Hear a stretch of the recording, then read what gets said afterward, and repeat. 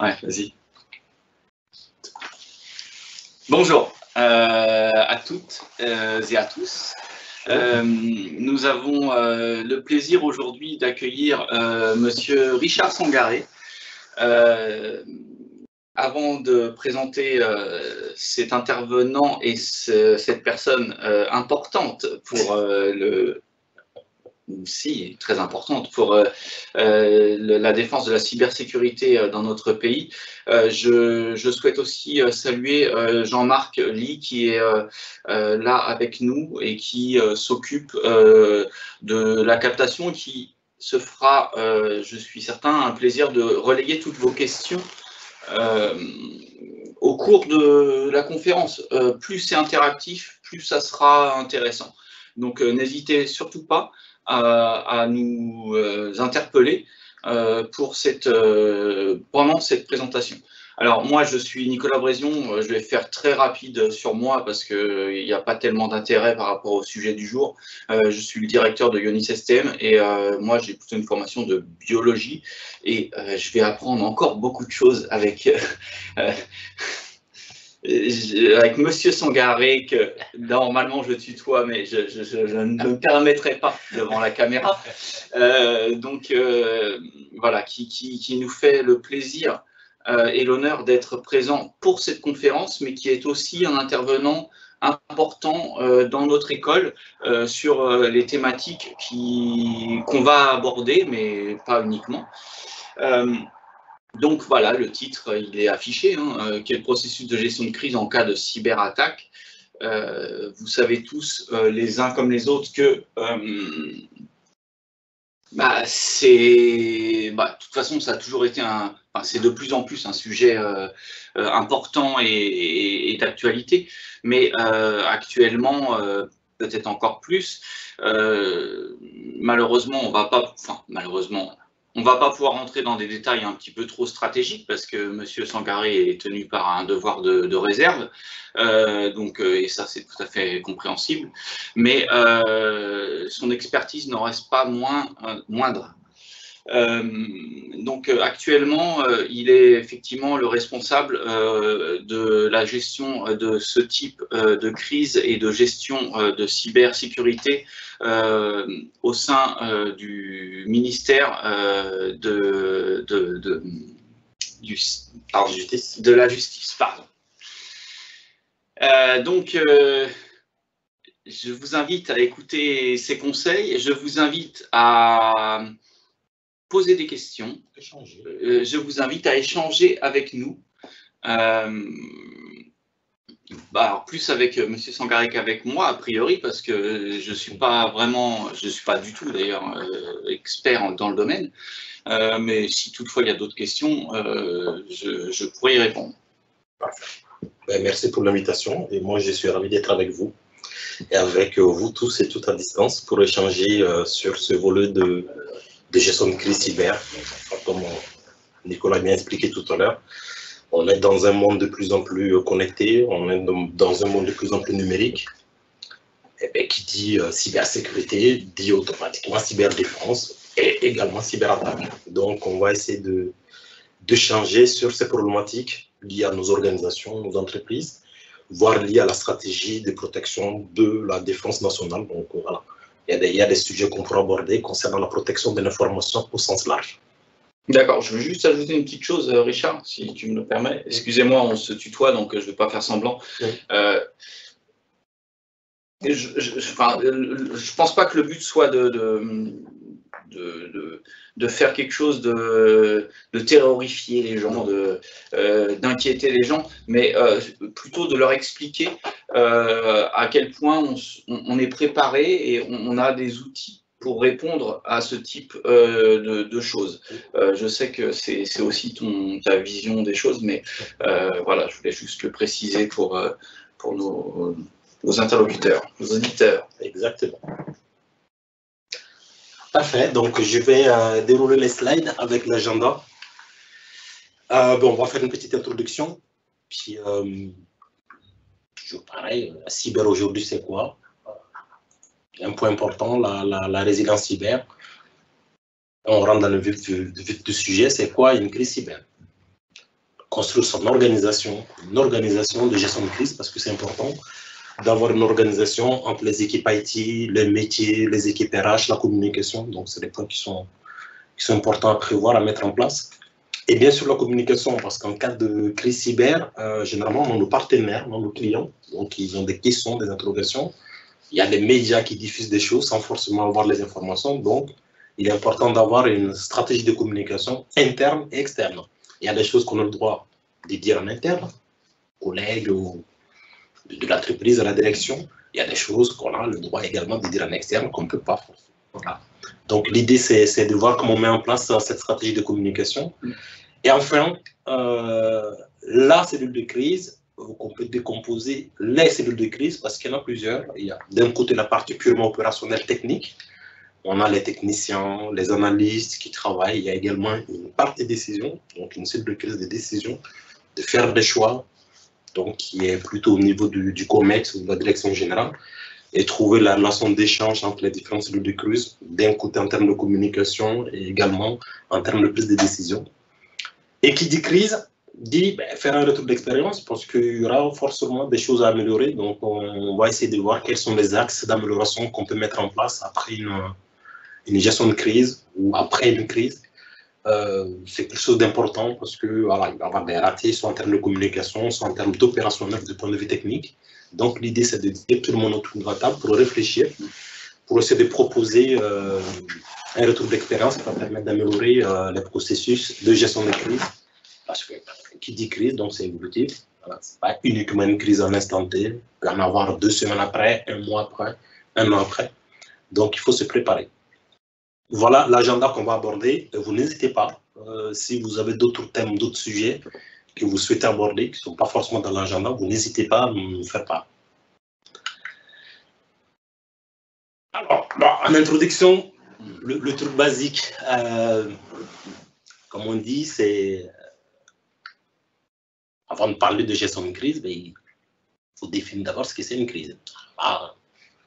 C'est chacun de nous. C'est la vie de tous les jours. On attend aujourd'hui la crise en Ukraine.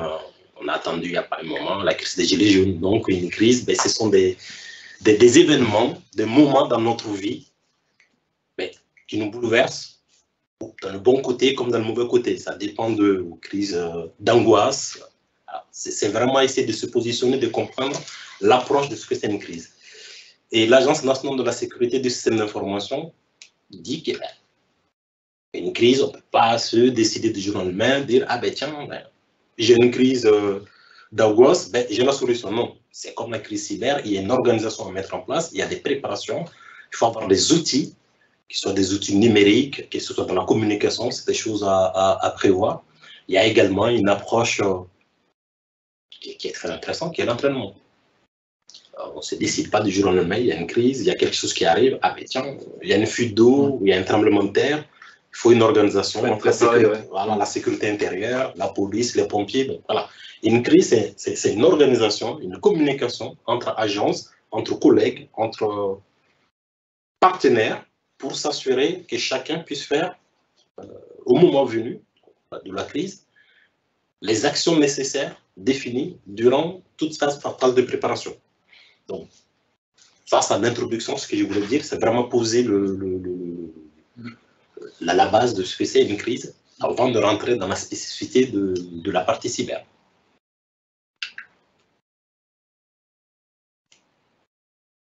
La cyber aujourd'hui, c'est un grand mot, il y a plusieurs choses. Avant d'y aller, on va essayer déjà commencer à poser les bases. Et bien, c'est le cyberespace. Pas compliqué, c'est ce que nous avons, c'est toutes nos données, l'ensemble de nos informations qui sont sur Internet. Internet, c'est l'interconnexion de nos machines, nos montres connectées, nos ordinateurs, nos téléviseurs, l'ensemble des outils numériques que nous avons qui sont interconnectés entre eux, qui permettent d'échanger des informations et des données. Donc là, on tombe dans le monde fameux cyberespace, qui est vraiment l'ensemble de nos données, de nos informations qui circulent. Et dans la partie cyberespace, il y a la partie système d'information. Le système d'information, ben, c'est ce qu'on a, c'est ce qui est là, qui est indiqué ici, le petit schéma. On a ce qu'on appelle les deux actifs qu'on a. On a d'un côté les équipements, nos ordinateurs, nos montres connectées, nos téléviseurs, et également on a toute la partie information et toute la partie processus métier, parce qu'on a un pacte numérique pour répondre à un besoin métier. Donc les deux ensemble, ça crée le système d'information. La sécurité du système d'information, ça consiste à assurer que l'ensemble de ces équipements actifs soient sécurisés. Donc, en mettant en place les systèmes de protection, comme on le sait, les antivirus, les endpoints de détection de réponse, mis en place des solutions de multifacteur d'authentification. Donc, voilà, ça, c'est l'ensemble de l'écosystème pour chacun et chacune de nous pour assurer la protection et la sécurité de l'information. Donc, directement, donc, ça revient à ce que j'ai marqué en rouge. La cybersécurité implique la sécurité informatique, la sécurité des réseaux, des environnements connectés à Internet via le cyberespace. Donc, premier point, cyberespace, sécurité d'information, sécurité du SI, ensemble. L'ensemble de nos données qui circulent entre ces différents niveaux, c'est assurer la sécurité dans le cyberespace, parce que ça va finir tout le temps dans le cyberespace. Mon adresse mail Yahoo, du mot j'envoie un mail à l'extérieur, donc j'ai quitté mon environnement, je vais à l'extérieur. Donc, si la cyber au sens large, c'est vraiment l'environnement numérique Internet. Pour compléter, donc, il y a ce petit schéma-là qui donne une idée. Donc, la sécurité de l'information, la sécurité logique et applicative. Oui, on a des applications comme Netflix, on a des applications comme je ne sais pas quoi, France TV sur Internet ou sur des applications sur le mobile. Donc, ils sont développés, ils doivent assurer une sécurité déjà dans le développement et assurer une sécurité dans l'environnement. Ils seront installés ces applications. Il y a la sécurité des réseaux, oui, c'est l'interconnexion des différentes machines. Il y a la sécurité d'exploitation, parce qu'on va utiliser un système d'exploitation, on va assurer ce qu'on appelle communément le MCO, maintien en condition opérationnelle, avec le pendant sécurité qui est le MCS, maintien en condition de sécurité. Donc, c'est l'ensemble des processus d'exploitation et d'administration qu'on doit mettre en place pour assurer l'évolution des systèmes. Et bien sûr, la sécurité physique et environnementale, oui, je peux avoir des mots de passe, je peux avoir un serveur super sécurisé, mais si on est capable de rentrer facilement dans le locaux, donc la sécurité numérique sans la sécurité physique, ça ne sert à rien. Donc, c'est une question de balance. D'un côté, d'avoir un niveau de sécurité physique, de l'autre côté, un niveau de sécurité informatique pour compléter la sécurité globale de l'environnement numérique et informatique. Alors, les menaces. C'est un point que je voulais aborder parce que c'est important. Aujourd'hui, pour gérer une crise, processus de gestion de crise, ça veut dire qu'il y a des menaces. Mais les menaces, il y en a plusieurs. J'essaie de mettre quelques exemples ici, comme la malveillance.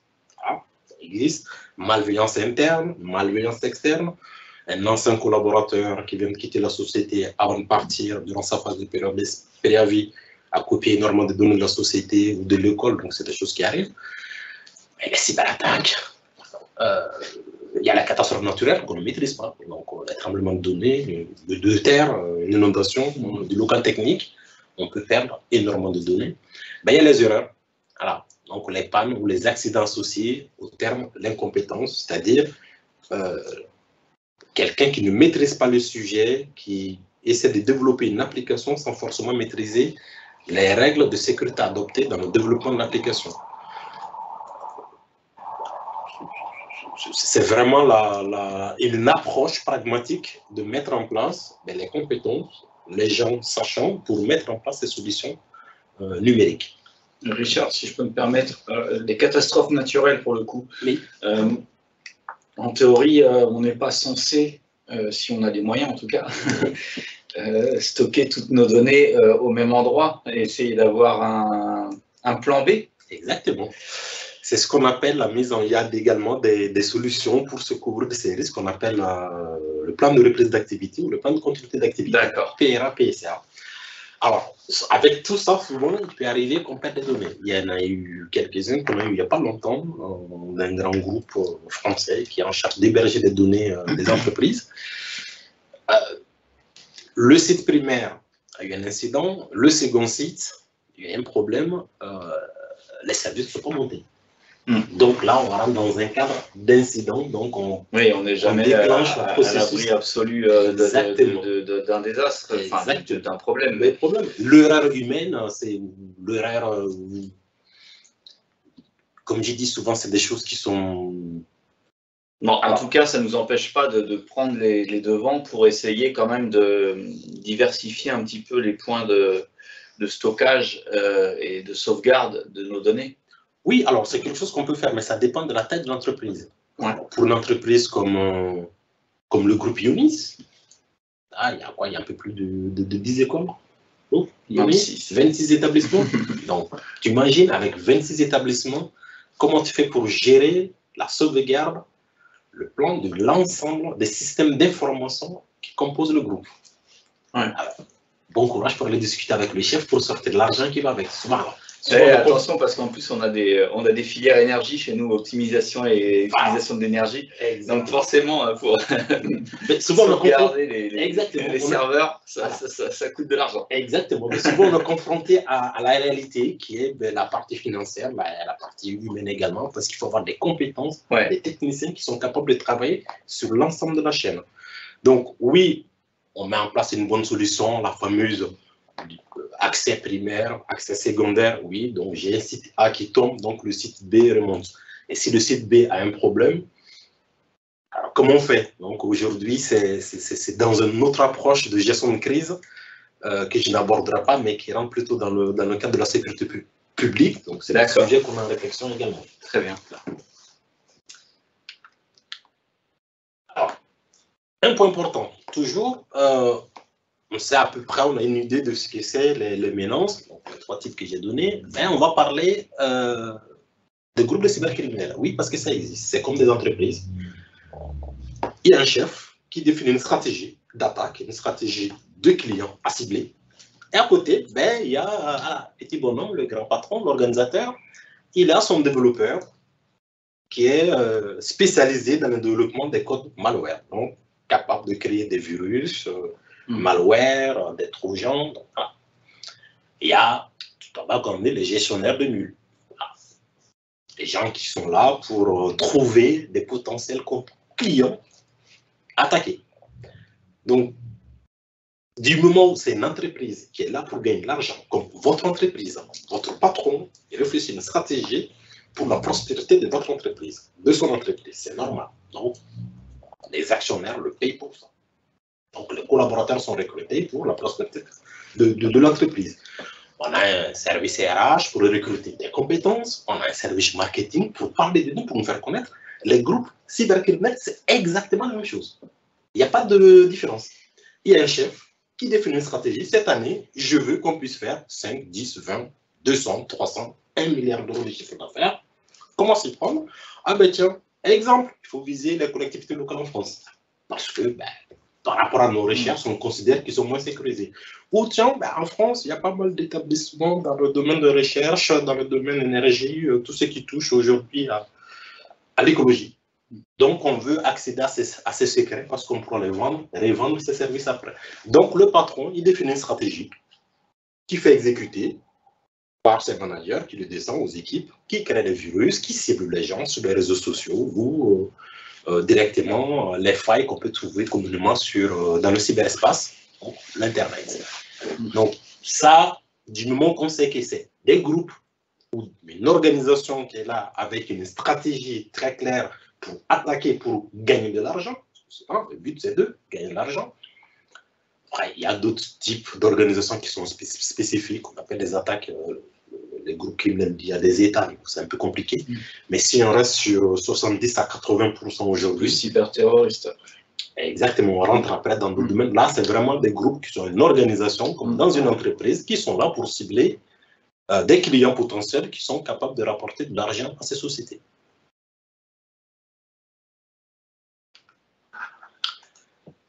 Définition d'une cyberattaque. vient du site du gouvernement, l'ANSSI, l'Agence nationale de cybersécurité, qui dit une cyberattaque, une atteinte à des systèmes informatiques réalisés dans un but malveillant. Malveillant, plusieurs façons, extorsion, chantage, vol de données classifiées ou vol d'informations importantes. Je sais pas, je suis dans l'énergie, j'ai trouvé une formule magique qui permet, je sais pas, de faire voler les avions avec l'eau du robinet. Ben tiens, ça intéressera quelqu'un. Même atteinte à la RGPD ou aux droits des personnes de leurs données. C'est un peu spécifique. Alors là, on parle dans un monde. RGPD, réglementation de la protection des données à caractère personnel, c'est une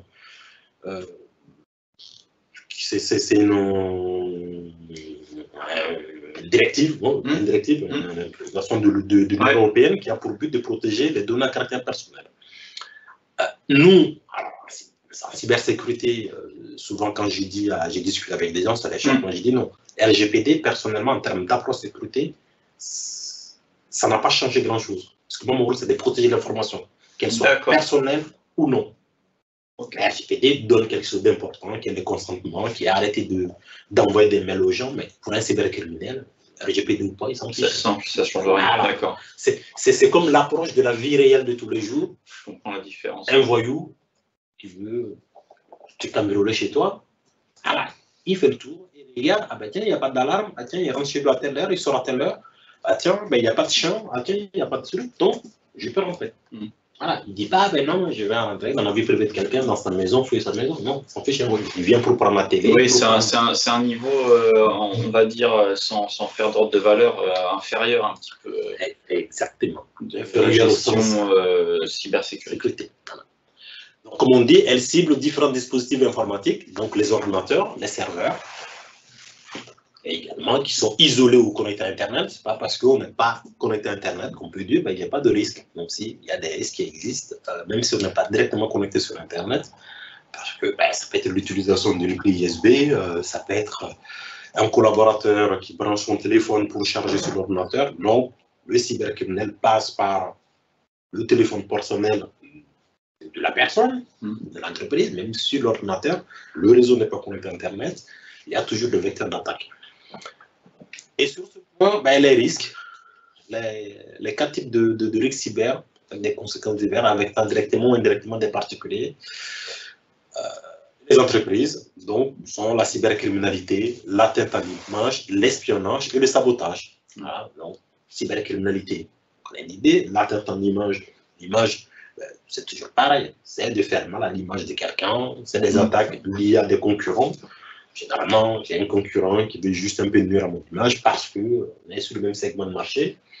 Publicité mensongère, ça peut être des... Donc, voilà. Mais l'idée, c'est de nuire à l'image parce qu'il y a l'espionnage, donc ce que j'expliquais, donc bien sûr, qui est beaucoup également entre les partenaires, entre les concurrents, entre les États. L'espionnage industriel, là. Oui, l'espionnage industriel. Alors, l'espionnage, c'est l'espionnage vraiment au sens large. Donc, oui, dans le domaine industriel, majoritairement. Mais c'est vraiment l'espionnage standard et le sabotage, bien sûr, parce que, toujours pareil, j'ai nu à temps, le temps qui te termine de remonter tes services, et moi, je reprends un temps d'avance sur toi pour avancer sur le produit ou le service que je vais proposer au même client que nous avons. Donc, pour résumer ce qu'on a dit tout à l'heure,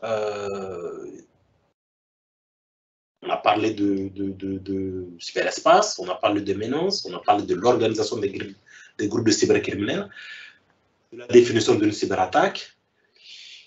Je donne quelques exemples qui sont vachement bien parce que c'est des choses qui ont beaucoup parlé. On dit la proportion d'entreprises ayant subi au moins une cyberattaque significative est passée de 38 à 43% en un an. C'est une étude très sérieuse qui a pu échanger avec les clients, avec les partenaires. Parce que il y a une partie qui est cachée. Il y a beaucoup d'entreprises qui ne veulent pas parler. Ne pas en parler. Voilà, qui préfèrent ne pas en parler. Sinon, le coût de l'action, par exemple, peut en prendre un coup. Aussi, la réputation. Et la réputation. L'image, l'atteinte à l'image. Si c'est des c'est l'atteinte à l'image. Donc, je préfère ne pas en parler. Et quand on regarde les pourcentages, c'est impressionnant. Enseignement et recherche. plus 75% de cyberattaques.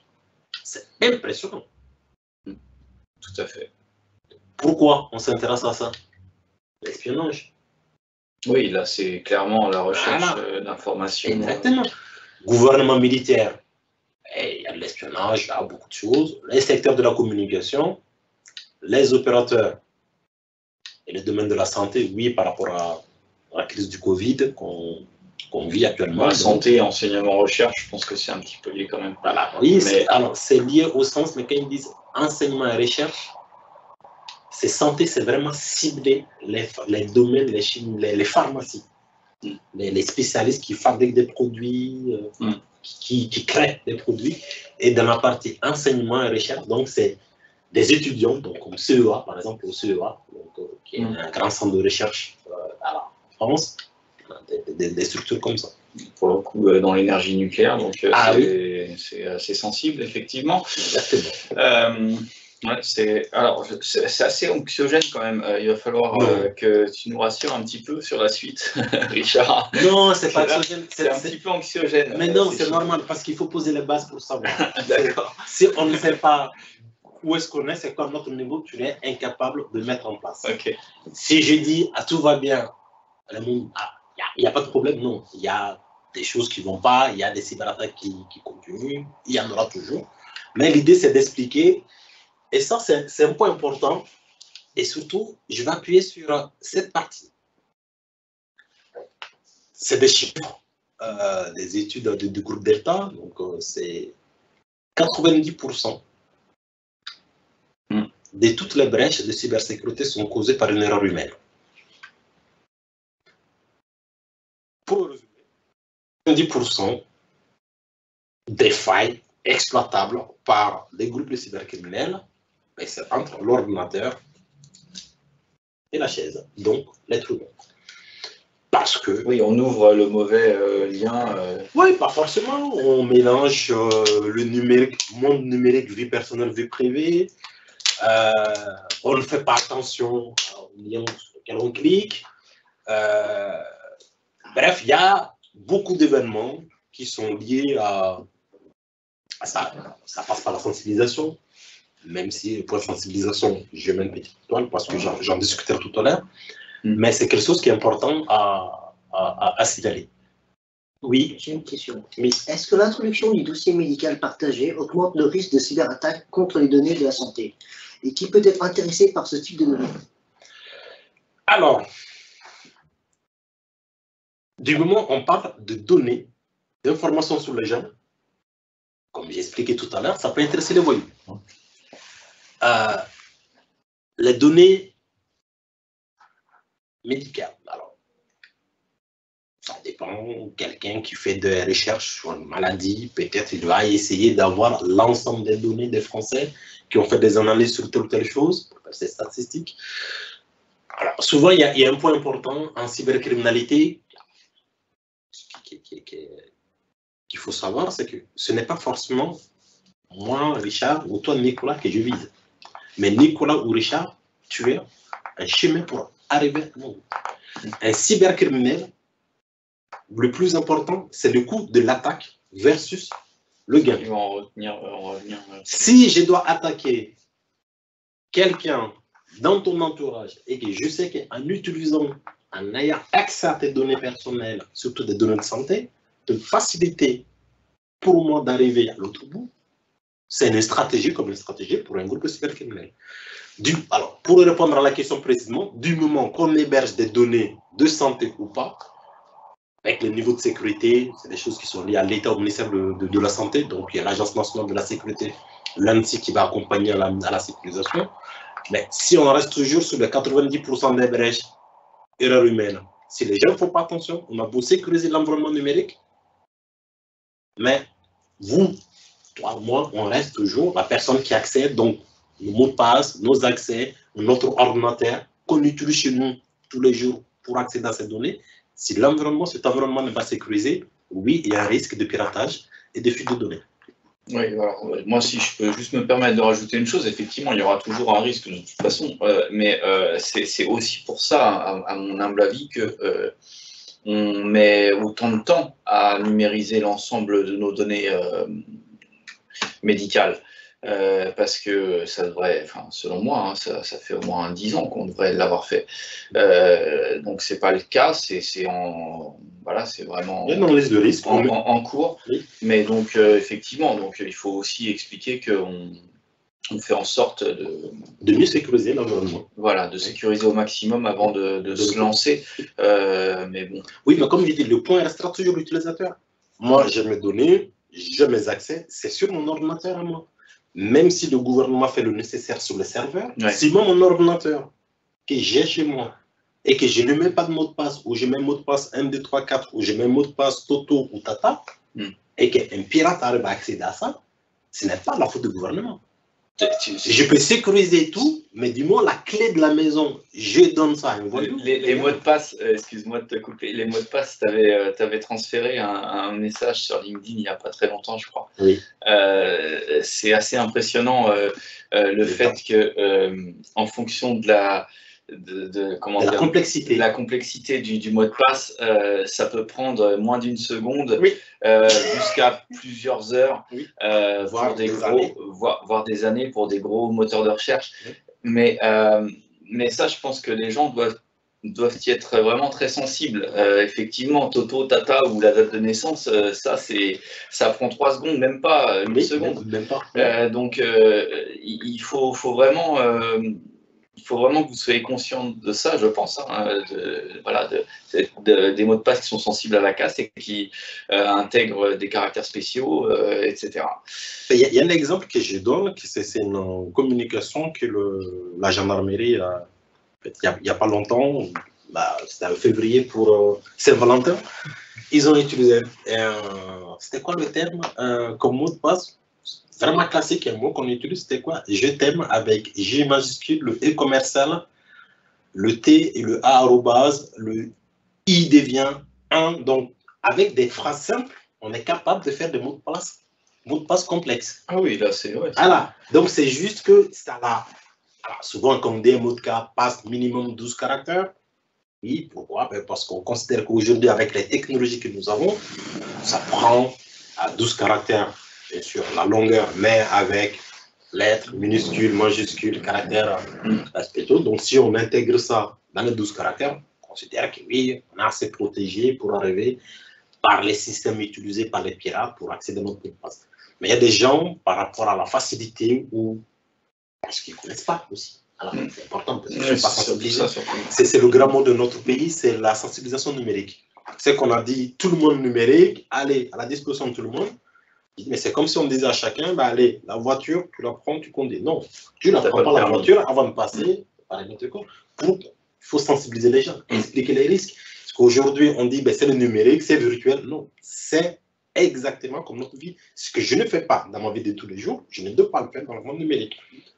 Voilà. Donc, je ne mets pas la clé de ma maison à la disposition de n'importe qui.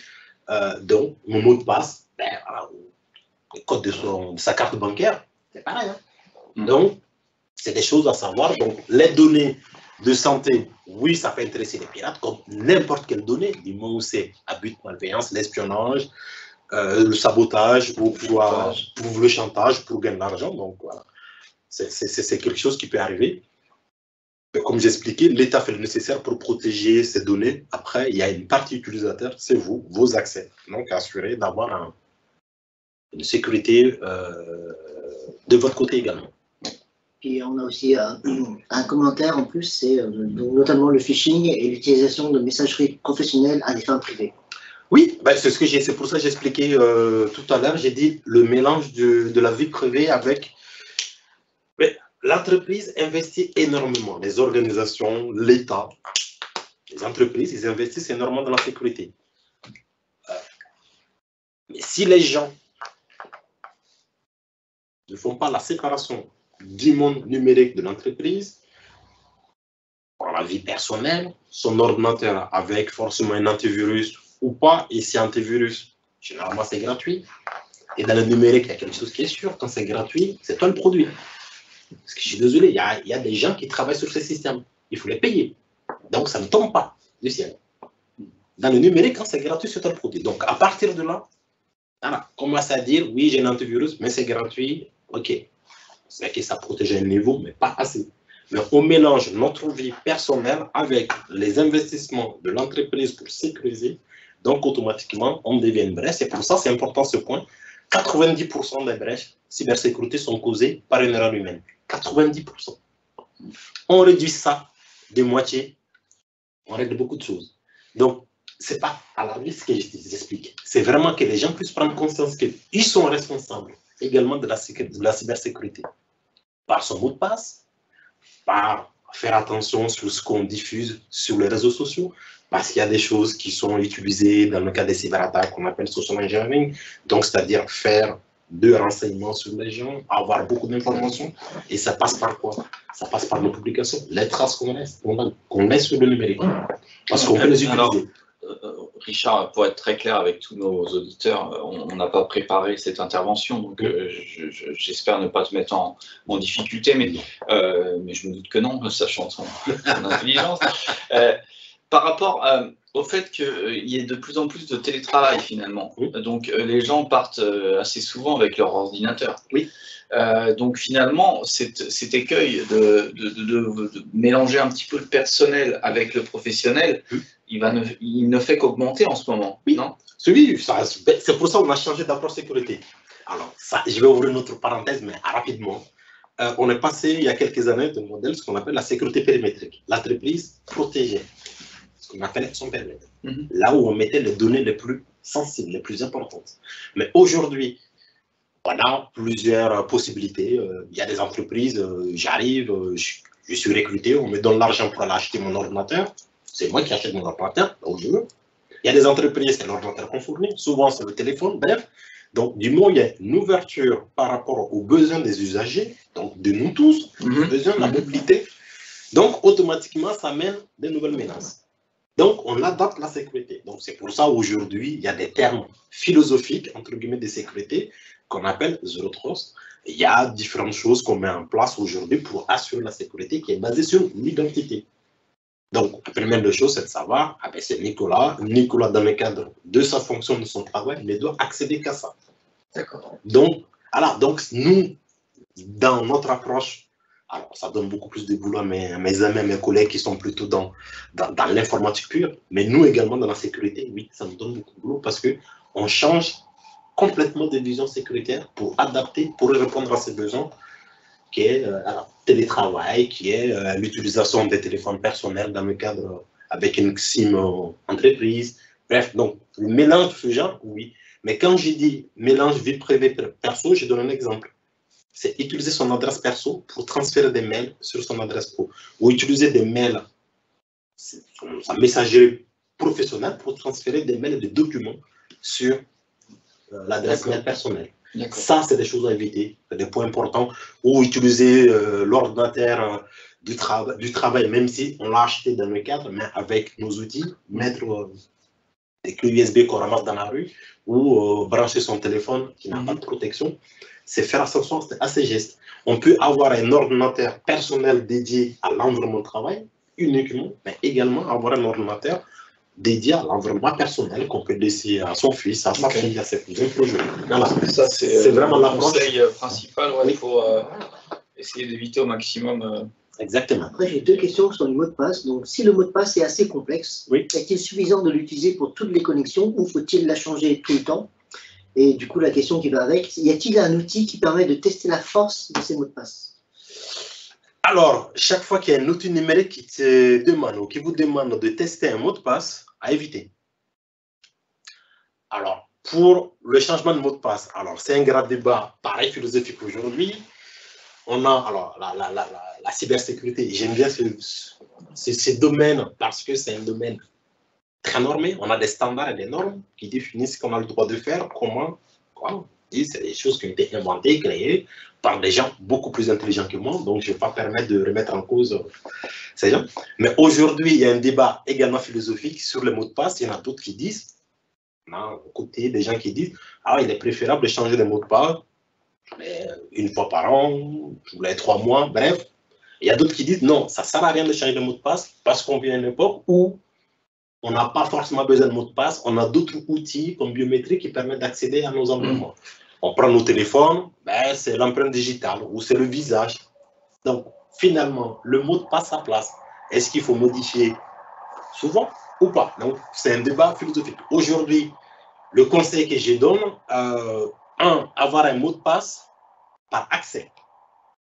C'est-à-dire, j'ai un compte ionis.group.fr, j'ai un mot de passe dédié. J'ai un compte ionis-stm, j'ai un compte dédié à ça, avec un mot de passe. Parce que, alors, je sais que c'est compliqué, mais aujourd'hui, il y a des outils d'ailleurs qui sont proposés par l'Agence nationale de l'ANSSI, qui sont sur le site de l'ANSSI, qu'on appelle KeePass, qu'on appelle communément portefeuille de mots de passe. C'est-à-dire que c'est un outil qui permet de stocker le mot de passe. Ce n'est pas en ligne, c'est localement sur son poste de travail, sur son ordinateur ou sur son téléphone, c'est la version mobile.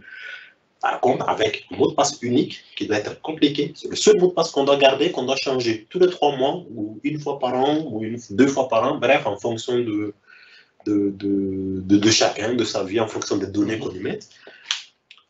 Également s'assurer que les mots de passe qu'on stocke dedans, soit on pense à les changer, mais avoir ce portefeuille de mots de passe pour stocker l'ensemble de nos mots de passe.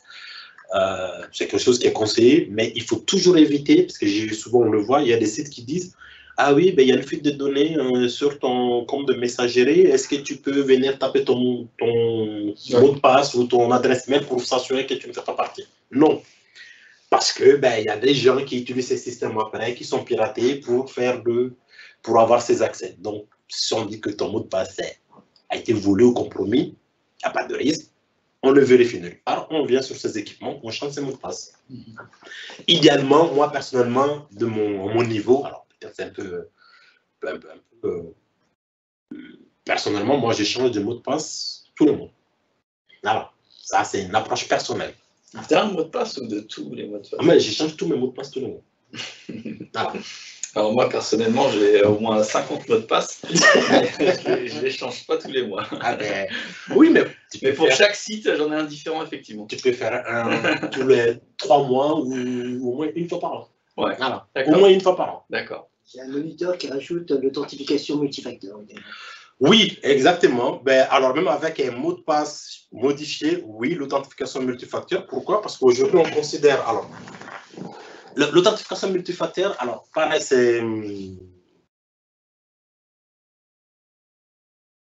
Il y a plusieurs façons. Il y a ce qu'on appelle les clés OTP. Il y a également l'autre façon. Je tape mon mot de passe, je me connecte, je reçois un SMS avec un code que je tape. Sauf qu'aujourd'hui, il y a une faille sur ce niveau. Parce qu'aujourd'hui, il y a un cyberattaque qui existe qu'on appelle simjacking. C'est-à-dire la capacité à intercepter tes SMS. Donc, j'ai un mot de passe et tu utilises ton deuxième facteur. C'est par téléphone, le SMS, il n'arrive pas chez toi, il arrive chez moi. Donc, je te compte. Voilà, c'est pour ça, alors, après l'occasion, avec plaisir, pour débattre avec cette personne sur la complexité, la sécurité. Alors, c'est un domaine vraiment complexe, mais c'est très passionnant. Après, j'ai une dernière question, puis on va avancer. Oui. Le VPN est-il un moyen efficace pour se protéger, pour protéger le réseau d'une société? C'est pas la définition de VPN. C'est Virtual Protocol Network. Oui, c'est ça. Donc, c'est la possibilité de se connecter virtuellement en réseau. Ça peut être une solution d'accès à un environnement sécurisé à distance. Ça contribue à la sécurisation. La sécurité n'est pas uniquement une seule chose. Pas uniquement une seule boîte, un seul point. C'est un ensemble, c'est une combinaison. C'est une chaîne. Et cette chaîne, elle doit être complète. Pourquoi? Sinon, les cybercriminels, ils utilisent toujours le maillon le plus faible. VPN contribue, participe à la sécurité, mais VPN seul n'est pas une solution de sécurité en soi.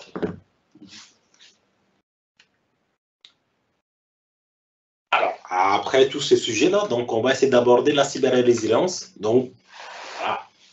Comme on dit, la résilience est définie comme la capacité d'un acteur à faire face à des événements défavorables et imprévus sans que ceci n'ait un impact sur lui. Donc aujourd'hui, c'est un point important parce que le numérique, les protections qu'on met en place, on sait qu'il y aura toujours un risque d'attaque. Parce que Les systèmes 100% sécures, personnellement, je n'ai jamais vu. Mais l'idée, c'est de dire, on va mettre en place une organisation qui permette, oui, on va subir potentiellement une attaque, mais de s'assurer qu'on puisse continuer quand même à fonctionner sur certains points. Le résilient est capable de surmonter n'importe quel choc. Difficile, mais oui. Donc, si on approche, on rentre dans notre monde numérique, la cyber-résilience, c'est la capacité d'une organisation, d'une entreprise à parvenir à maintenir son activité tout en subissant des cyberattaques. Mais une question importante, une question de coût. Pour arriver à faire ça, c'est énormément très élevé. C'est-à-dire qu'il faut mettre énormément d'équipements, il faut mettre des ressources humaines pour travailler ça. Souvent, nos patrons, dans le privé comme dans le public, c'est vrai, c'est un discours qui est connu, on dit la cybersécurité, vous, le problème c'est quoi? C'est que vos produits, vos salaires sont élevés également, mais souvent on ne voit pas trop. Ouais, ça sert jusqu'à ce qu'il y ait un problème. Exactement. Et l'exemple que je donne souvent aux gens, je dis, mais c'est comme une assurance auto. On l'achète, on paye tous les mois. Souvent, on se pose la question. On paye tous les mois pour l'assurance des voitures. Mais on n'a pas d'accident tous les jours. Mais le jour où on a un accident, on est content d'avoir l'assurance. Nous, c'est exactement la même chose. Oui, donc, il faut le payer souvent.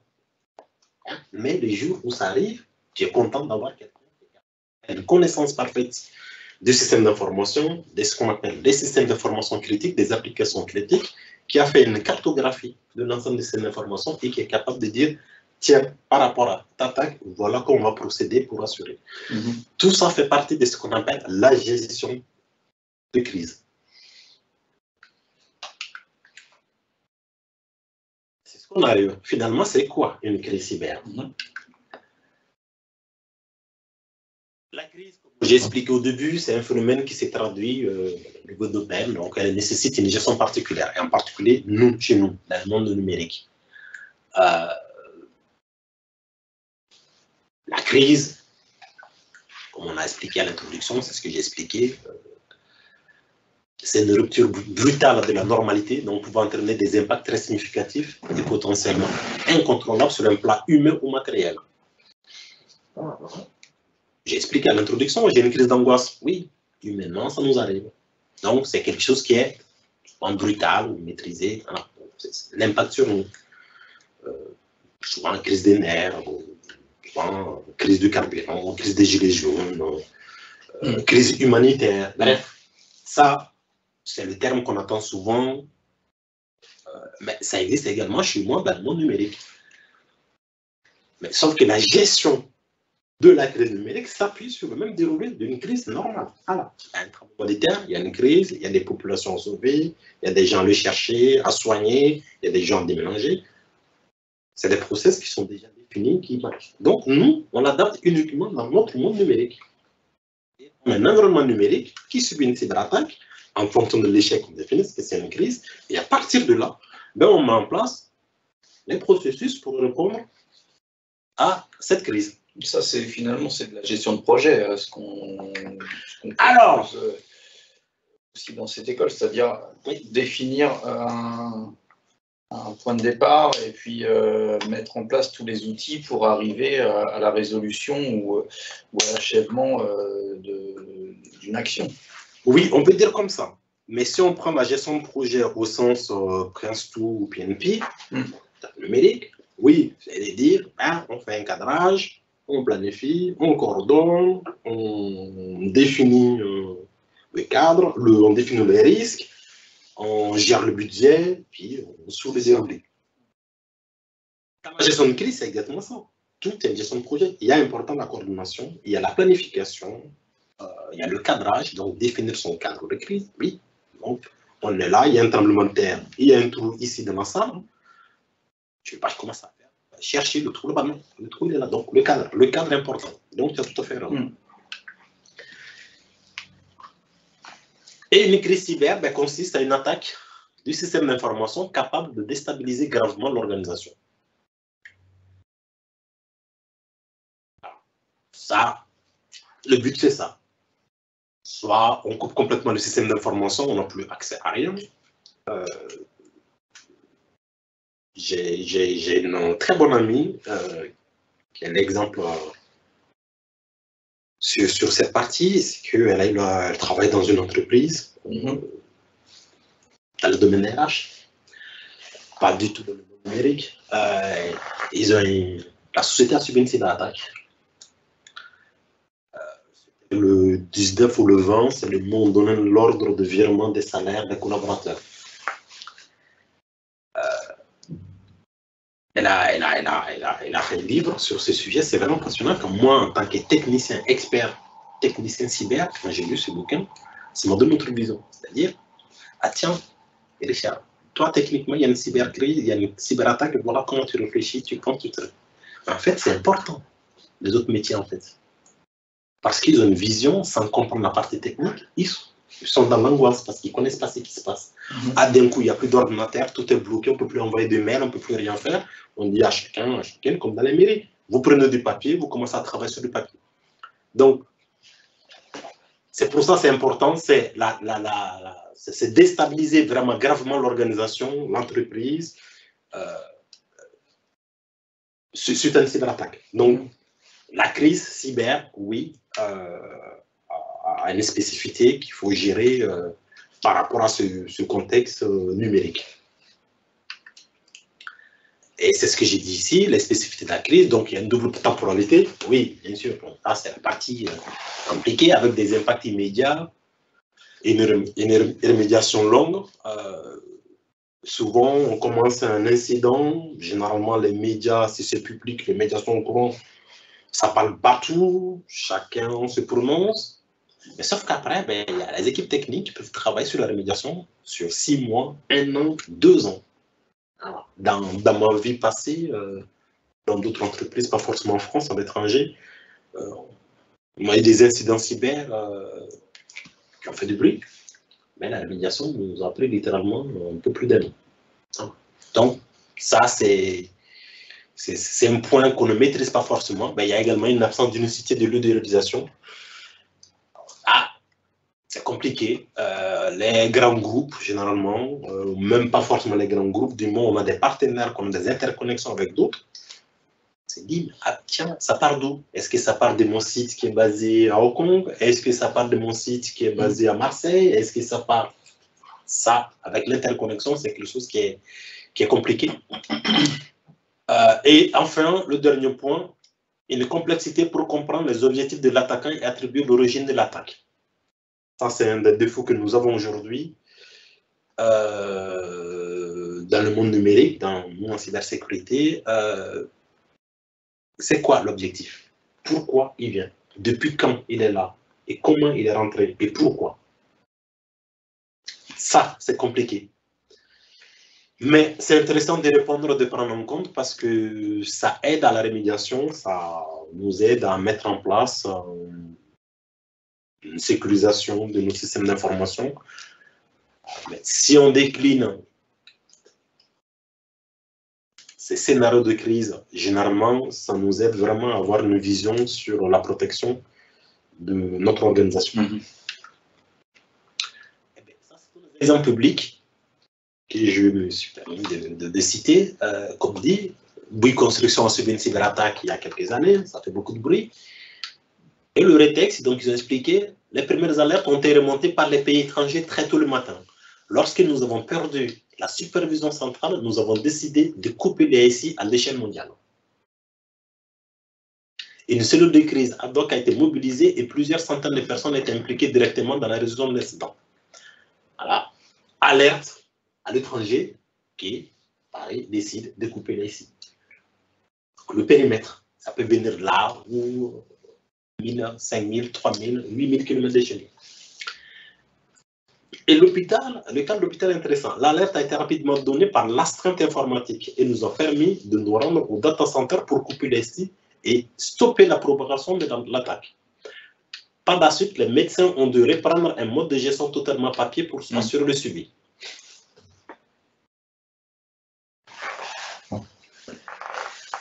Donc, il y a des exemples comme ça, avec des retours d'expérience, avec des entreprises qui communiquent même, ils donnent des informations, c'est vraiment ouvert à tout le monde. vous n'hésitez pas à les regarder. On parle de crise cyber, de cyberattaque, de cybercriminalité. Il y a un point important sur les mesures d'anticipation. C'est qu'il y a un risque d'attaque.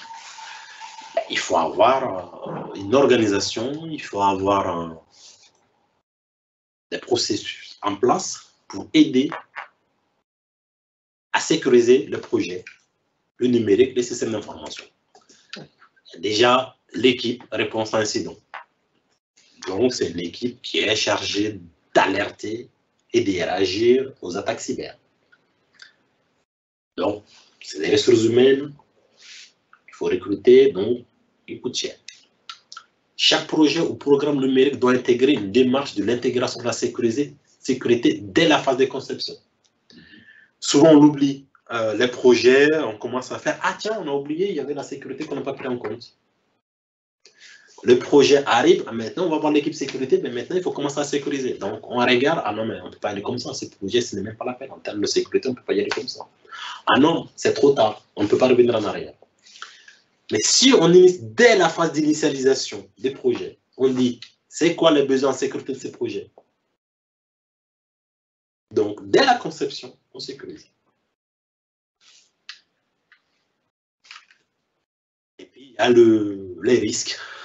Parce que c'est le petit bâton de pèlerin des nœuds en cybersécurité, c'est la maîtrise des risques. Pour maîtriser ces risques, il faut faire une analyse de risque. Et l'analyse de risque nous permet d'avoir une vision complète des risques en cours et on décide ou pas, en fonction des choix, de mettre en place des instances qui permettent de suivre l'évolution ou la correction de ces risques. Il y a bien sûr le respect des textes réglementaires des standards de cybersécurité et de cyberdéfense. Sur le site de l'ANSSI, de la CNIL, il y en a énormément. Il y a beaucoup de conseils, ou le site même de cybermalveillance qui propose pas forcément des choses qui coûtent cher, mais que chacun, en notre niveau, peut appliquer. Voilà, c'est des choses très simples, sans forcément aller voir son patron pour dire il faut payer telle ou telle chose. Donc ça, c'est un point important. Ces mesures d'anticipation, c'est vraiment des échanges, c'est vraiment intégrer la sécurité dans la phase de conception et également prendre connaissance de ces risques. Avant de commencer, je continue, j'ai une question. Oui. Le secteur de la finance est-il mieux protégé des cyberattaques? Alors, question d'argent, je pense que ça va. Très bonne. Disons que est-ce qu'il y a une question de mieux protéger ou pas? Alors, tout dépend de qui les attaque.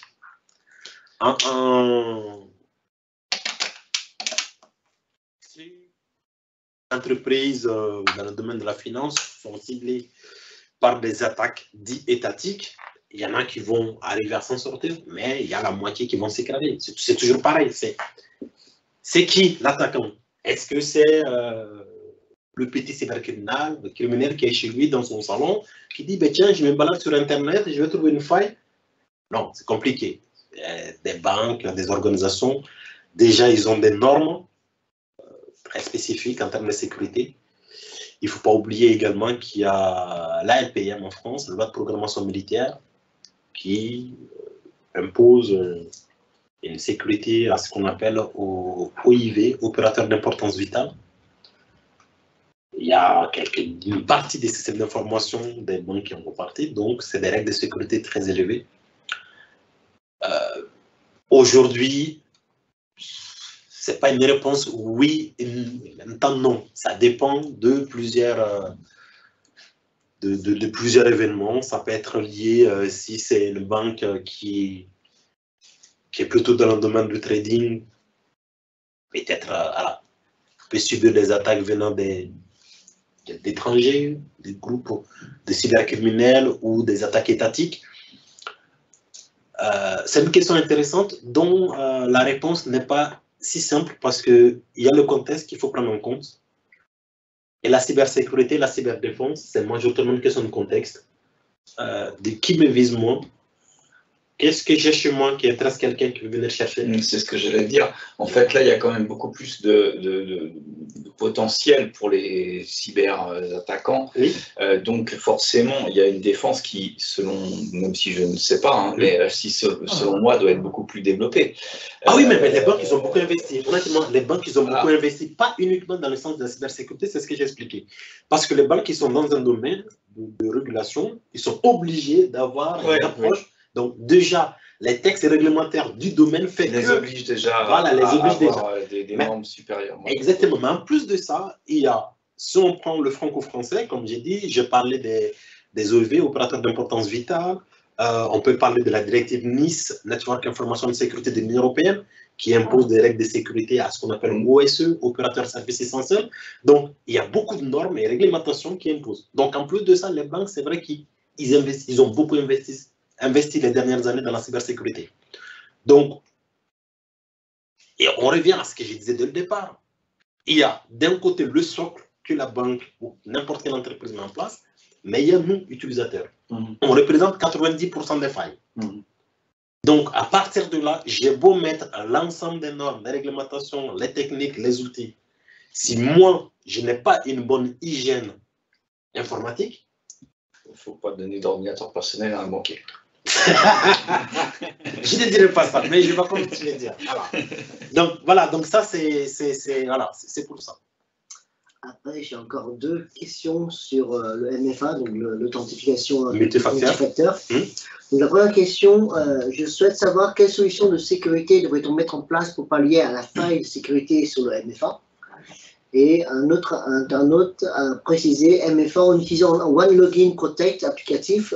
C'est une appli qui s'installe sur le périphérique du client comme les smartphones et qui permet d'éviter l'utilisation des SMS. Mais cette solution est plutôt destinée à être utilisée à des fins professionnelles et ce n'est pas gratuit. Oui, mais je réponds, je redis ce que j'ai dit tout à l'heure. Dans le numérique, quand c'est gratuit, c'est pas le produit. Qui va travailler gratuitement? On développe des produits, il faut des ingénieurs, des techniciens, ils sont hébergés, ces produits doivent subir des maintiens en conditions opérationnelles, des maintiens en conditions de sécurité. Il faut payer les gens qui travaillent là-dessus. Il y a l'électricité pour les équipements qui sont branchés. Ces équipements, ils sont installés dans un centre de données, dans un centre, qu'il faut payer à la location. Donc, quand c'est gratuit, non. Alors, les failles de sécurité MFA, je ne parle pas de produits, de nom de produits, de solutions. On revient toujours à la même. En termes techniques, proprement dit, multifacteur authentification, c'est une très bonne solution de protection. Mais qu'est-ce que nous, moi, avec mon téléphone, avec mon ordinateur, qu'est-ce que j'en fais? C'est toujours pareil. Je reçois un code, que ce soit par SMS, que ce soit via OTP, comme j'ai expliqué. Il y a des modèles OTP qui existent aujourd'hui, c'est des applications qu'on installe. On a un numéro qui sort, ok, on tape, on se connecte. Pour éviter des failles ou pour se protéger des attaques venant qui peuvent se substituer à la partie MFA, à toute la partie périphérique de l'ordinateur, c'est-à-dire la petite clé qu'on a sur nous ou le téléphone mobile. Il y a d'autres facteurs utilisés en termes de sécurité. Multifacteur, ce n'est pas forcément deux facteurs. Facteur. Aujourd'hui, il y a beaucoup d'entreprises qui tendent vers ce troisième facteur. Code avec la partie biométrique. Donc, la sécurité, c'est pareil, c'est important. C'est une question de contexte en fonction de ce que j'ai à protéger. C'est comme chez toi, Nicolas. Dans ta maison, dans ton appartement, tu as point d'entrée, on rentre, tu fais le choix de dire, ah ben tiens, j'ai des choses importantes, je ne vais pas le poser sur la table, mais je vais acheter un coffre-fort où je vais mettre dedans. En fonction de tes biens que tu veux protéger, tu mets un niveau de sécurité élevé. Dans l'usage de tous les jours du numérique, on ne va pas dire à chacun d'avoir 3 facteurs pour se connecter. On se limite à ces 2 facteurs, soit avec le téléphone, avec le risque de simjacking, soit avec des clés OTP qui sont renouvelables tous les 3 ans, tous les 5 ans, avec un coût supportable pour les entreprises en termes de niveau de sécurité. D'autres questions? Maintenant, on va construire notre organisation de gestion de crise. Ben déjà, on définit anomalie courante, oui, incident mineur, incident majeur, et on est en crise. C'est des choses à mettre en place, à définir par l'organisation. En fonction, je vais travailler dans des entreprises où une anomalie courante peut être un incident majeur ailleurs. Ça dépend vraiment de chaque organisation, de chaque entreprise, par rapport à sa maturité numérique. Et ça, c'est un point important parce que c'est un travail que les équipes sécurité doivent faire avec les métiers pour définir ensemble l'échelle des impacts sur le système d'information, les données, les applications. Il y a un point important également, c'est mettre en place un RACI. Ça, qui fait quoi, comment, c'est quoi le rôle de qui? Parce que si on ne définit pas ce modèle de RACI, qui est responsable de quoi, à quel moment, quand, le jour où il y a une crise, non. C'est pas qui fait quoi, c'est le rôle de qui. Donc, on a identifié, on a défini notre échelle de gravité. On met en face les responsabilités en termes de communication, en termes de la partie opérationnelle technique, sur la partie réponse à incident, sur la partie analyse des événements.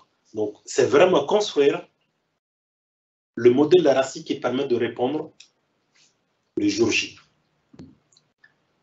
Alors, il y a la partie logistique spécifique. Bien sûr, qui dit crise, dit, comme j'ai expliqué à l'introduction également, il va avoir une cellule de crise managériale, top management pour faire des choix. Donc, il faut avoir une salle de réunion dédiée crise. Il y a toute cette organisation spécifique importante à mettre en place, une salle de réunion ou un bureau dédié, gestion de crise pour le top management, bureau dédié, gestion de crise communication, bureau dédié, gestion de crise RH, bureau dédié, gestion de crise technique opérationnelle, bureau dédié, gestion de crise DSM, les équipes d'informatique de l'entreprise. Parce qu'après, il faut coordonner chacun dans le RACI qui va déterminer qui est en charge de coordonner et qui est en charge de suivre les actions et de les remonter pour une prise de décision au niveau direction. Parce qu'on ne décide pas comme ça, claque un doigt, de couper les SI de l'entreprise. Mais avant que le patron de l'entreprise décide, il a besoin d'informations au niveau de chacun de l'entreprise. Et bien sûr, voilà, il faut s'entraîner. Voilà. Donc, comme c'est du collectif et que je ne suis pas seul, je suis désolé, les policiers où on prend là le GIGN, ils ne décident pas d'aller intervenir chez quelqu'un sans entraînement. Voilà, on voit les militaires, les forces spéciales, les avancées, comment ils sont. Il y a quelqu'un qui est devant avec un truc, derrière, les armes ils sont positionnées parce que c'est dû à l'entraînement. On prend les basketteuses également. Donc, un sport collectif, comme une situation de crise cyber, doit se gérer collectivement. Il doit avoir, chacun doit savoir son rôle à jouer, à quel moment, quand, comment.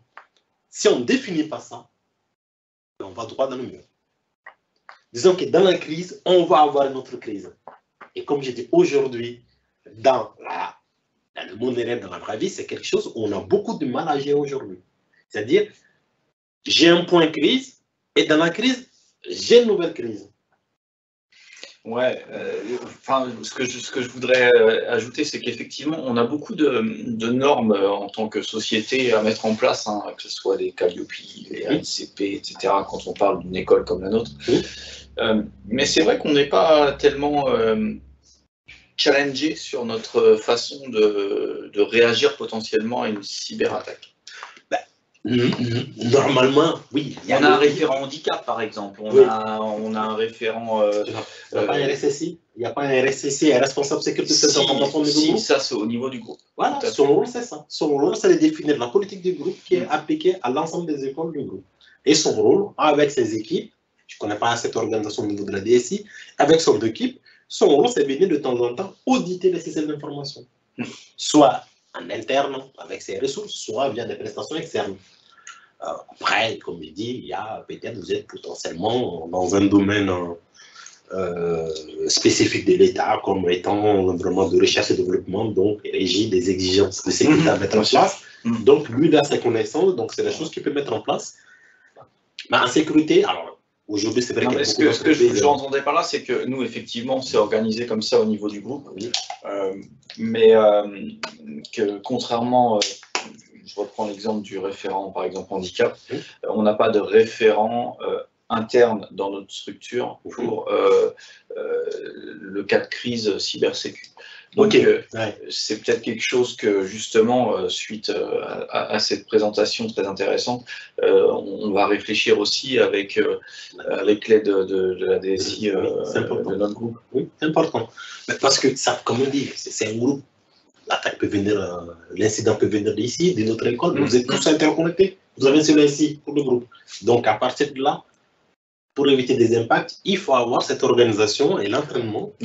Généralement, on conseille de faire au moins 2 exercices de cybercrise par an. Souvent, c'est compliqué. Même si on ne peut pas faire au niveau groupe, au moins essayer de faire au niveau local.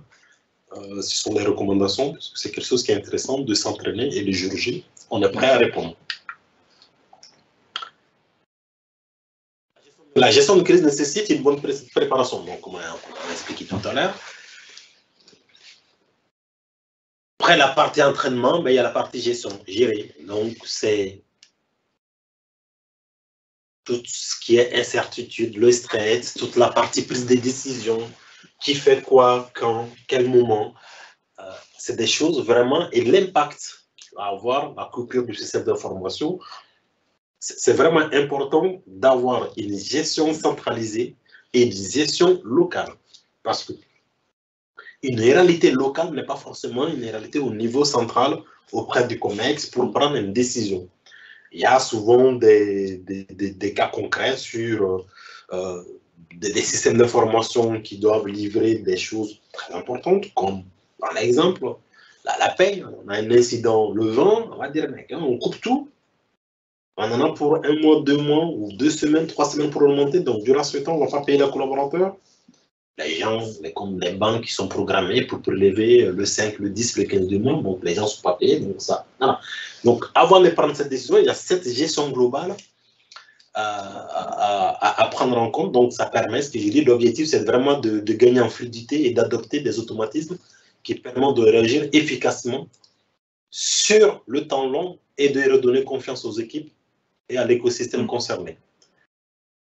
Directement, donc en interne, les collaborateurs et nos partenaires, parce qu'on n'est pas sûr. On a des étudiants, on a des partenaires, des entreprises qui sont partenaires, qui recrutent nos étudiants en stage ou en alternance, et qui on échange par mail. Donc, il y a une interconnexion des systèmes d'information indirectement. Donc, ils vont dire, ah ben tiens, je coupe tout, je fais attention, parce que Yonis subit une cyberattaque, je ne veux pas que l'attaque se propage à moi. Donc, il faut assurer cette gestion globale de la crise cyber, comme on dit, au niveau local ou au niveau central.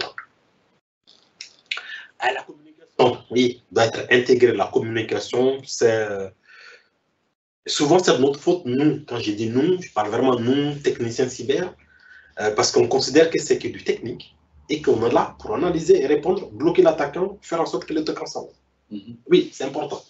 Mais c'est également important la partie communication. Il faut que le collaborateur interne soit informé, les collègues soient au courant. Ah ben tiens, il n'y a plus Internet, il n'y a plus informatique, on n'a plus d'ordinateur au travail. Pourquoi? Il faut donner de l'information. Et les partenaires également communiquer avec les partenaires.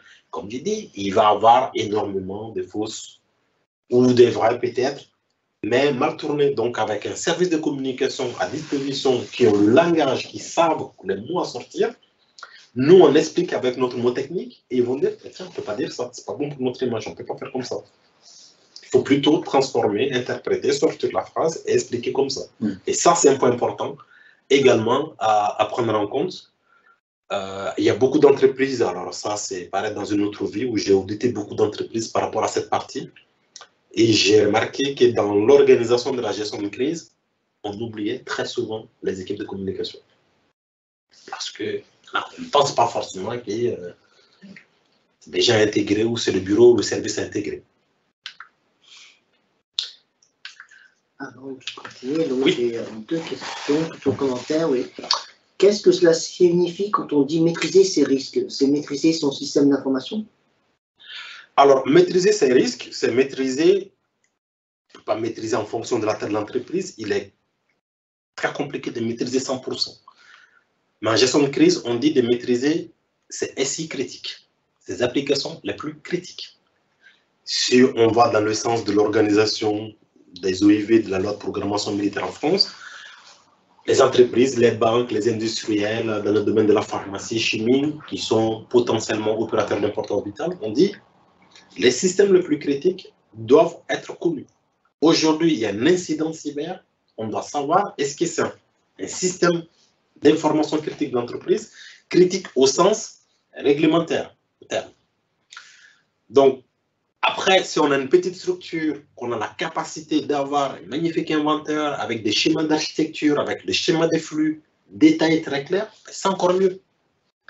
Mais faire aujourd'hui avec les évolutions, la vie du système d'information, c'est très compliqué, sachant qu'il y a un facteur que je n'ai pas abordé, fameuse shadow IT. Les métiers sont pressés. Ils ont des besoins spécifiques et la DSI n'a pas forcément la capacité de suivre et que la sécurité ne peut pas. Donc, on prend les environnements tout seul, localement, où la DSI n'a absolument pas de maîtrise. L'incident peut venir de là. Mais si on maîtrise déjà ses assets, son environnement, son SI, ses applications les plus critiques, c'est déjà quelque chose de bien. Et comme j'ai expliqué dans notre schéma, dans chaque projet, SI, application, doit faire l'objet d'analyse de risque. L'analyse de risque, en France, on utilise la méthode EBIOS, expression de besoin, identification d'objectifs de sécurité, risk management. C'est l'outil, la méthode d'analyse de risque officielle de la nation, de la France, qui permet en 5 ateliers de montrer à l'autorité d'homologation, la personne qui est responsable pénalement devant la loi en cas de cyberattaque, cyberincident, de présenter à cette personne, voilà les risques. On le maîtrise, on ne le maîtrise pas, et cette personne qui est responsable pénalement décide on y va ou on n'y va pas. Nous, en sécurité, on n'est pas responsable de ça, mais on doit maîtriser les risques. Quand je dis maîtriser les risques, c'est vraiment connaître, en priorité 1, toute la partie système d'information critique des applications. Et par rapport à la partie précédente, il y a Oleg. Oui, Oleg. Bonjour Oleg. Qui ajoute plan de continuité des activités / reprise des activités. Oui, c'est ce qu'on a dit avec Nicolas au début. Oui, exactement. La partie PC, la partie PRA, qui n'est pas une fin en soi, mais il faut tester. Pareil, j'ai connu des entreprises, j'avais un PCA qui existait. Moi, j'ai dit, est-ce que vous l'avez déjà testé? Ah ben non, jamais. Ben on l'a testé. J'ai dit, ok, on va faire un essai. On l'a testé. Ben rien. Le système d'information s'est cassé la tête parce que les bandes ne fonctionnaient plus. Pourquoi? Parce qu'on a dit, on a mis tout en place, c'est bon, tout est OK. On n'a jamais testé. Il y a des changements d'équipe. À un moment, il y avait une personne dédiée à ça. Mais pour des réductions des coûts, on a supprimé ces postes. Donc, ça a été un environnement qui a été laissé tout seul. C'est l'informatique, c'est numérique, donc ça tourne. Tant que ça tourne, on vient, la machine, oui, ça allume, ça va. On a laissé. Et le jour où ah ben non, il n'y a plus de sauvegarde, on ne peut plus les remonter. Donc, l'entreprise a perdu l'ensemble de ses données. Alors. Donc, la communication. Alors, ben, les questionnements d'usage, voilà, c'est toujours la même question. Qu'est-ce qui se passe? Oui, pardon, une question. Qui est responsable de l'attaque, quel est l'impact? Donc, mais que fait la DSI, le RSSI? Donc, c'est des questions multiples. La crise s'avère d'autant plus d'accepter que le sujet est relativement récent et peu maîtrisé par le grand public. Ce qui est vrai, parce que nous, toujours pareil, techniquement, on maîtrise, mais les gens qui sont de l'extérieur, ils ne savent pas. C'est comme dans n'importe quel domaine qu'on ne connaît pas, donc ça veut dire qu'il y a une crise dans le domaine médical, oui, comme ça. Rien, personnellement. Donc, l'idée, c'est vraiment de préparer les équipes de communication, d'éviter la confusion et de gérer vraiment cette approche, de répondre à l'ensemble des interrogations des collaborateurs en interne et de nos partenaires et de nos clients externes. Donc, les actions, je parle rentrer dans le détail, mais pour résumer, c'est vraiment l'équipe, accompagner l'équipe en charge de la gestion de crise. C'est s'assurer que les personnes, les médias qui sont autour, internes comme externes, puissent avoir la bonne information au bon moment. Pas forcément déballer, expliquer l'ensemble des problématiques internes, mais vraiment synthétiser au maximum. On dit c'est transmettre des informations fiables, vérifier, adapter à la situation, donc c'est important. Et également préserver la réputation. Parce que si on ne fait pas attention, comme tu as expliqué, mais il y a les conditions au niveau de la bourse ou des clients, des partenaires. Ah ben j'ai un contrat signé dans 6 mois, ça arrive à le client ou le partenaire arrête. Donc ça, c'est des points à prendre en compte dans les actions de communication. La cellule, point important. Par rapport à tout ce qu'on a expliqué, tout ce que j'ai expliqué, la cellule de crise, on peut structurer en quelques points principaux. Le premier, c'est l'équipe technique, vraiment opérationnelle, avec des procédures. Comme j'ai expliqué, il y a une phase d'entraînement, une phase d'exercice entre l'IT, les équipes cybersécurité, les équipes de communication, les ressources humaines, les services généraux, les équipes en charge des partenaires. Bref, par rapport à l'organisation de l'entreprise, on définit ensemble le modèle qui permet d'activer la cellule de crise.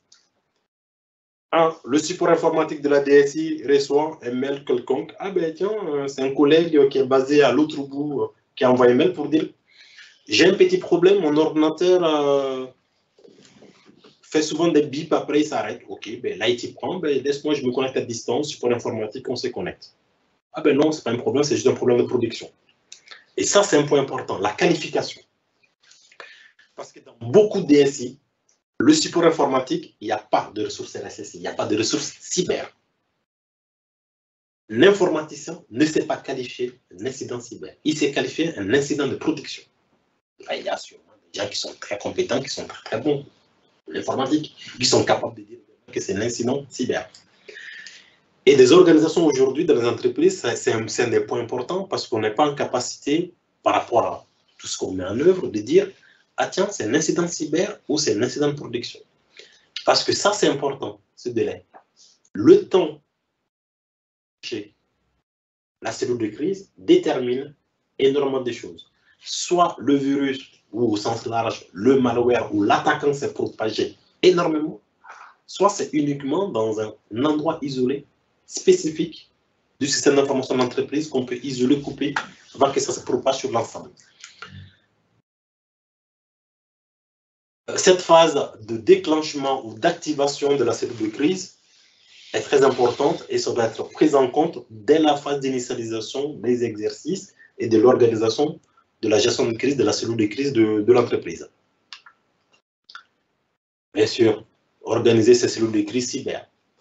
Donc, j'y reviens, c'est ce qu'on a déjà anticipé, je reviens sur ça, c'est-à-dire, ah, ben, je suis un grand groupe, j'ai des entités à l'autre bout avec 12 heures de décalage, j'ai d'autres à l'autre côté avec 6 heures de décalage.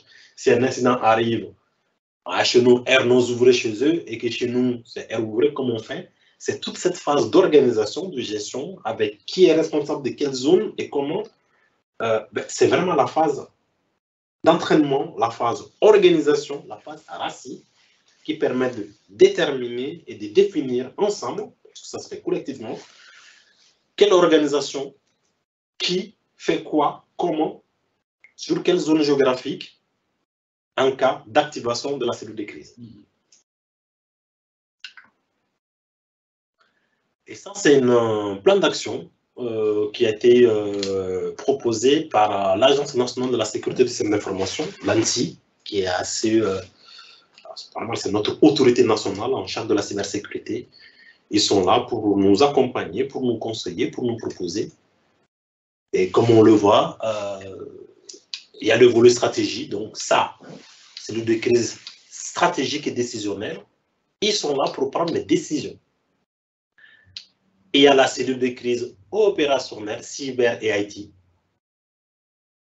avec les gens qui font des analyses, qui font des investigations, les gens qui font toute la partie vraiment travail manuel technique, avec une personne qui est en charge de gérer la relation entre les différentes cellules.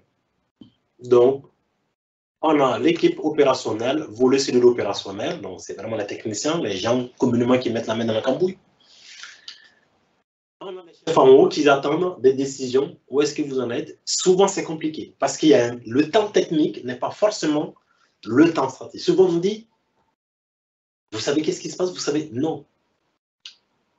Je reviens par en arrière, par rapport à l'échelle qu'on a définie tout à l'heure sur incidents mineurs, les incidents grands, incidents mineurs majeurs, ou jusqu'à la cellule de crise, on a ce qu'on appelle la phase levée de doute.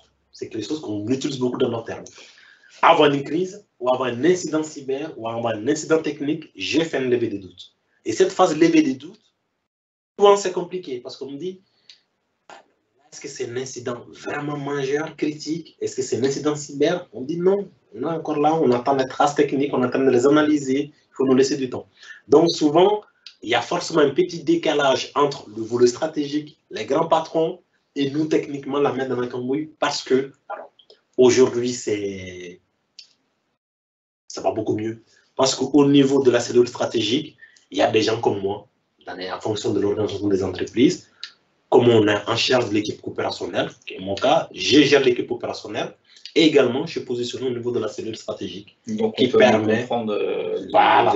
Donc, j'arrive à communiquer facilement avec la direction pour expliquer, oui, mais on a besoin encore un peu plus de temps, il manque tels éléments. Donc, voilà, on donne une vision assez large à la direction générale qui permet de prendre une décision au bon moment.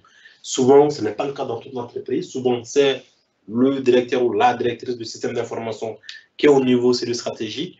Il y a uniquement le RSSI, les équipes techniques sont en bas. Et souvent, il y a divergence de point de vue et ça pose des petits problèmes à l'entreprise. Et agir face efficacement, donc l'incident, donc la phase 1, je parais, c'est mobiliser. Donc, on a le métier, on a nous, les équipes cyber. La phase 2, c'est maintenir la confiance. Donc, ça, c'est le métier. Ça, c'est le rôle des communicants. Il y a le RH qui va discuter, il y a l'équipe marketing qui va discuter. Et nous, techniquement, on est dans la phase comprendre l'attaque. Qu'est-ce que c'est? D'où ça vient? Où c'est? Relancer les activités, durcir et surveiller, tirer les leçons de crise et capitaliser la fameuse rétex.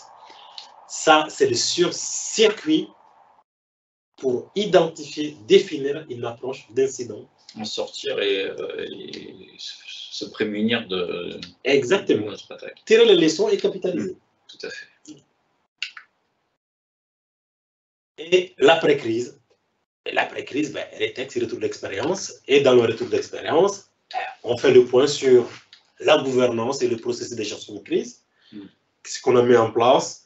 Est-ce que ça a bien fonctionné? Est-ce que la communication a été fluide? Est-ce que les gens se sont compris?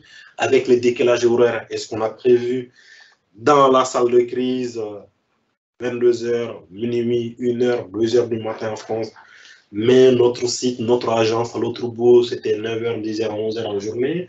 Est-ce que les gens... Bref, c'est vraiment à regarder l'ensemble de la gouvernance et le processus de gestion de crise. Tout ce qu'on a expliqué tout à l'heure. La communication, elle a été bien faite ou pas?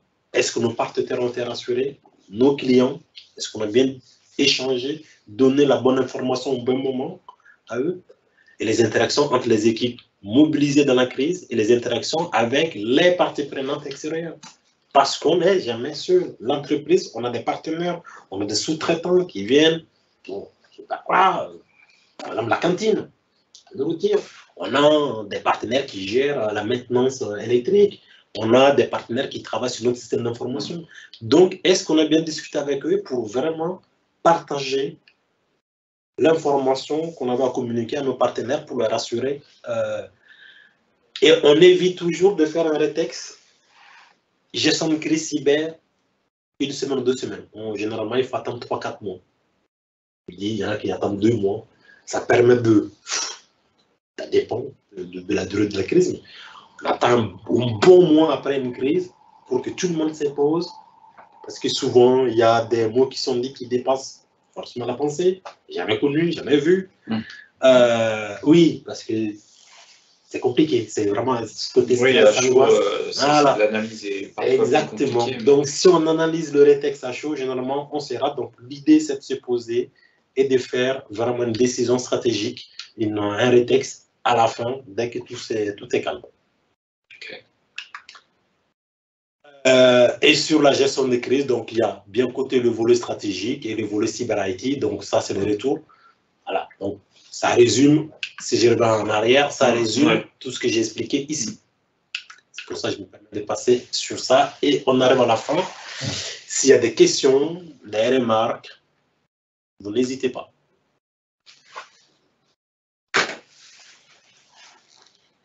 On a d'autres questions, Jean-Marc? Ça a été posé au fur et à mesure. Okay. Bah, alors du coup, je vais me permettre de commencer par remercier Jean-Marc pour l'organisation et la captation. Merci Jean-Marc. Merci Jean-Marc. Et évidemment, remercier très chaleureusement Monsieur Sangaré pour sa présentation. C'était extrêmement intéressant. Mais angoissant. Un petit peu angoissant, j'avoue, c'est vrai. Un petit peu anxiogène, il faut bien le reconnaître. Mais bon, ça nous donne aussi des matières à réflexion sur comment nous préparer et nous organiser pour éviter des problématiques supérieures. Donc, en tout cas, merci pour cette clarté et cette expertise. Merci à toi. Merci vraiment. Et merci à tout le monde. Merci à vous tous de votre attention. Et Oleg, si vous êtes encore là, félicitations. Hein. Oleg, c'est notre major de promo. Ah, félicitations, Oleg. Ah, ça, je suis content. Voilà. Oui, c'est un très bon étudiant, très assidu, très sérieux. On a bien travaillé ensemble. Merci. Merci à tous.